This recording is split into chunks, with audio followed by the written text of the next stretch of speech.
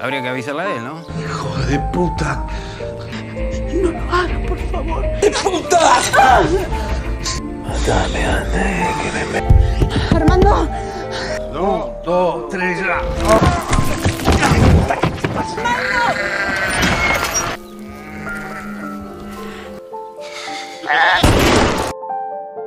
Hai guys, kembali lagi bersama gua di Case Bones Movie. Pada video kali ini, gua akan membahas film yang berjudul When Evil Looks. Oke lah, tanpa kelamaan di awal, mending langsung saja masuk ke dalam pembahasannya. Dan seperti biasa, jika kalian menyukai channel ini, jangan lupa subscribe dan tonton video ini sampai habis. Hai. Oke. Pada pagi hari itu, kakak beradik Pedro dan juga Jimmy mendengar suara tembakan dari arah hutan. No, un furtivo no va a tirar tantos tiros, Jimmy. Y dos más. Di sana, mereka menemukan tubuh pria yang termutilasi. Mereka juga menemukan barang-barang milik mayat tersebut. Salah satunya, buku peta perjalanan yang tertuju pada rumah tetangganya yaitu Maria. Karena penasaran, mereka pun mendatangi rumah Maria. Yang ternyata, Maria memang menunggu kedatangan pembersih yang diutus oleh pemerintah untuk membunuh anaknya yang bernama Uriel yang dirasuki arwah jahat. Mereka pun melihat kondisi anaknya dan betapa terkejutnya mereka. Está encarnado. Santiago, anak sulung Maria, mengatakan kakaknya sudah lama dirasuki dan akan melahirkan seorang iblis. Mereka merahasiakan dari tetangganya karena takut diusir. La iglesia murieron, doña. Kesal dengan tanggapan pemerintah yang lelet, Pedro dan Jimmy mendatangi kantor pemerintah. El mayor. ¿Y qué fue lo que vieron? Adik kakak itu lalu mendatangi Ruiz dan menceritakan tentang pembunuhan pembersih, juga tentang keluarga Maria. Tapi Ruiz berkata, pemerintah itu hanya ingin memiliki tanahnya. Pero vayamos. Vamos a tener que armarnos, Ruiz. Hermano contra qué? Pada malam harinya, Ruiz mendatangi rumah Maria untuk membunuh Uriel. Tapi Maria bilang bahwa cara membunuh Uriel tidak boleh menggunakan senapan, karena penembak juga akan mati dirasuki iblis.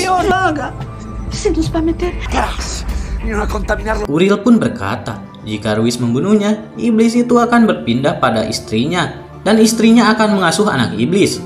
Ruiz pun mengurungkan niatnya lalu pergi. Pada pagi harinya, Ruiz berencana untuk mengasingkan Uriel ke tempat yang jauh.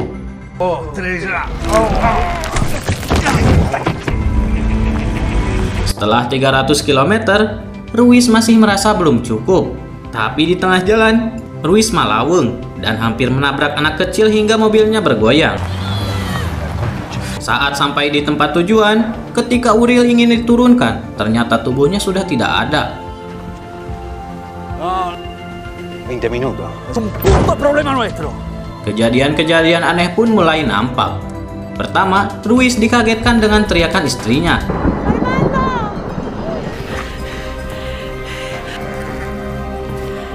Ruiz berniat menembaknya, tapi istrinya melarang karena takut berpengaruh terhadap kandungannya.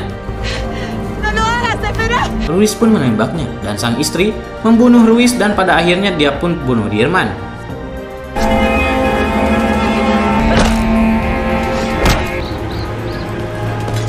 Santiago mendatangi rumah adik kakak itu dan mengabarkan kematian keluarga Ruiz. Dan juga ibunya yang menghilang.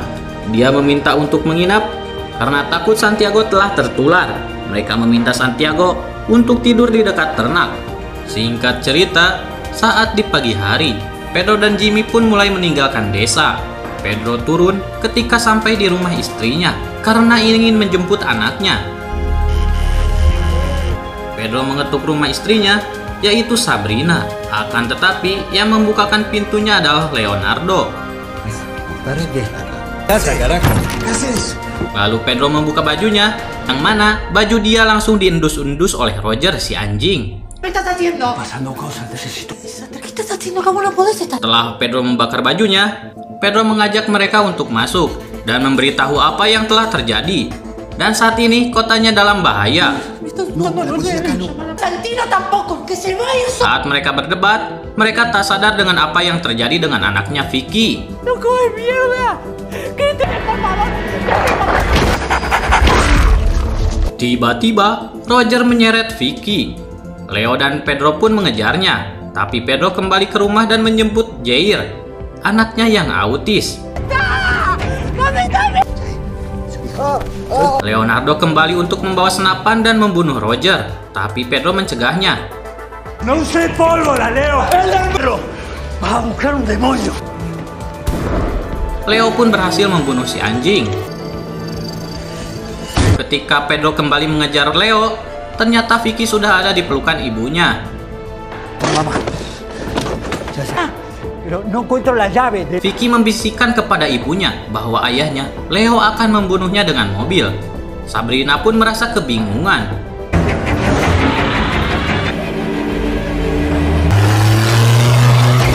Benar saja, Leo menyerang Sabrina hingga tewas.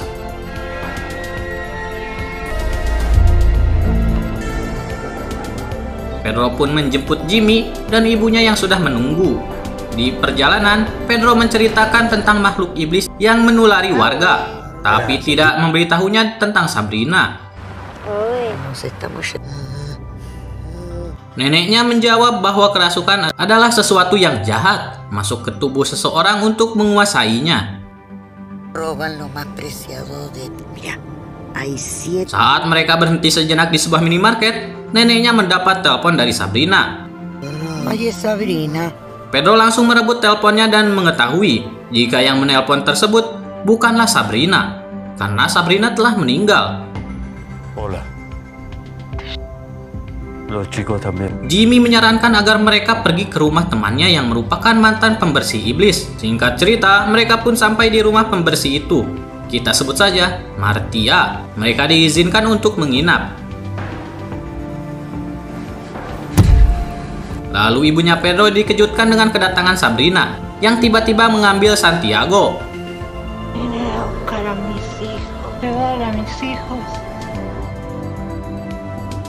Pedro langsung ke lantai atas dan menyaksikan Santiago yang dibawa oleh Sabrina melompat ke bawah.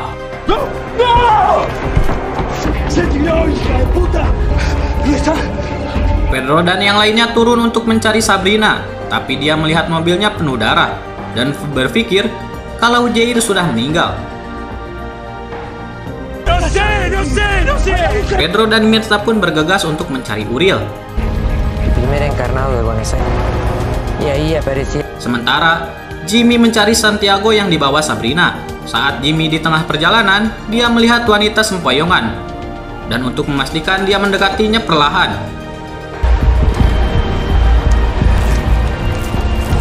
Dan benar saja, Sabrina yang tengah memakan jasad Santiago. Tidak terima keponakannya dibunuh, Jimmy pun menabrak Sabrina sampai tubuhnya hancur, tapi Sabrina tetap hidup. Jair tiba-tiba masuk ke dalam rumah dan meminta dibuatkan makanan.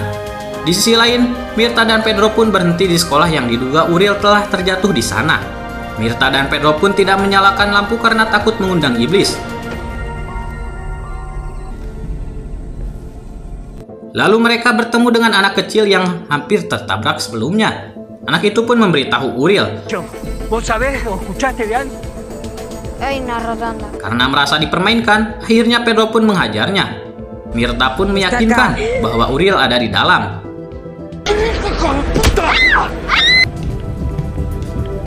Di sana terlihat ada panggung besar.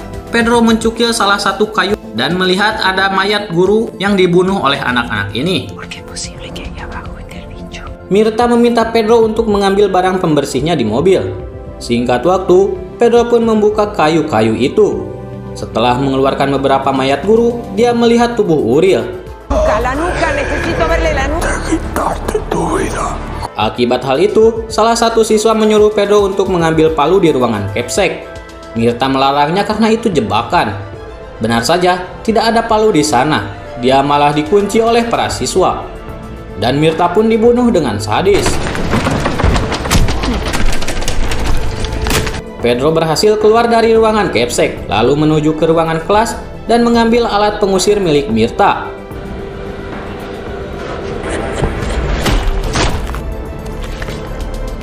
Tapi Pedro terlambat. Iblis di dalam tubuh Uriel telah terlahir.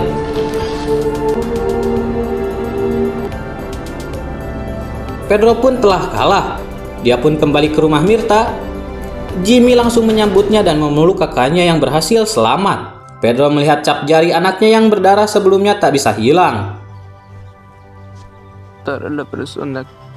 Santiago akhirnya bercerita. Ya tu mama. Tu mama. Di dalam rumah, Pedro melihat Jair tersedak saat memakan es krim. Me muerda.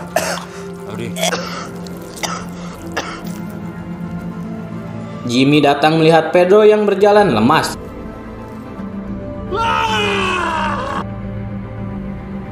Hingga film pun selesai.